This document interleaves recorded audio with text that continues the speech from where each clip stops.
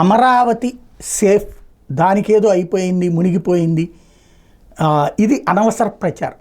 యాక్చువల్గా బుడమేరుకి అమరావతికి సంబంధం లేదు. బుడమేరు ఉండేది విజయవాడలో, అమరావతి ఉండేది గుంటూరు జిల్లాలో. అది కృష్ణా జిల్లా, ఇది ఇప్పుడు ఆ కృష్ణా జిల్లా పేరు మారింది అనుకుంటే ఎన్టీఆర్ జిల్లా అని. అటు పక్కన వేరు, ఇటు పక్కన వేరు, నెంబర్ 1. రెండవది, 11.5 లక్షల క్యూసెక్కులు వచ్చినప్పుడు కూడా అక్కడ కాదు, ఏం మునిగిపోదు. 12.5, 13 వస్తే ప్రకాశం బ్యారేజీని మునిగిపోతుంది. ఎందుకంటే ప్రకాశం బ్యారేజీ లెవెల్ 12 అడుగుల ఎత్తు. అప్పుడు 2009లో రోషయ్య గారు ఉన్నప్పుడు వచ్చింది, మళ్ళీ ఇప్పుడు వచ్చింది. అయితే అప్పుడు కూడా పొంగల యువతల పక్కకి రాల. అమరావతిలో మొన్న ఈ కుండపోత వర్షం కారణంగా ఆ కొండవీటి వాగు ఆ ప్రాంతపు వాటర్ అక్కడికి వెళ్ళింది.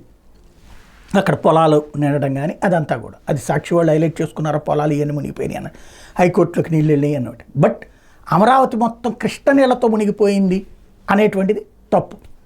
అదే సందర్భంలో కరకట్ట వెనకాల నీళ్లు లేవని నేను చెప్పను. చంద్రబాబు గారి ఇంటికేం మునగదు, ఎందుకంటే వాస్తవంగా మంతెన సత్యనారాయణరాజు గారిది వీళ్ళది ఏంటంటే గ్రౌండ్కి ఉంటాయి. చంద్రబాబు గారిది ఆ లెవెల్కి, అంటే కట్ట లెవెల్కి హైప్ చేసేసారు బ్యాక్ సైడ్. కాబట్టి ఆయన ఇంటికి చుట్టూ నీళ్లు ఉండొచ్చు, అటు ఇటు కూడా ఖాళీ స్థలం ఉన్నప్పుడు. అంతే తప్పించి ఇంటి లోపలికి నీళ్ళు వచ్చేటటువంటి సీన్ ఉండదు. ఇంటి లోపలికి నీళ్లు రావాలంటే దాదాపుగా ప్రకాశం బ్యారేజీలోకి పైకి ఎక్కేసినట్టే నీళ్లు. కాబట్టి అక్కడ ఏ ప్రాబ్లం ఉండదు. రెండవది, అమరావతిలోకి ఆ వాటర్ రాలా, అది మనం గుర్తుపెట్టుకోవాల్సినటువంటి విషయం.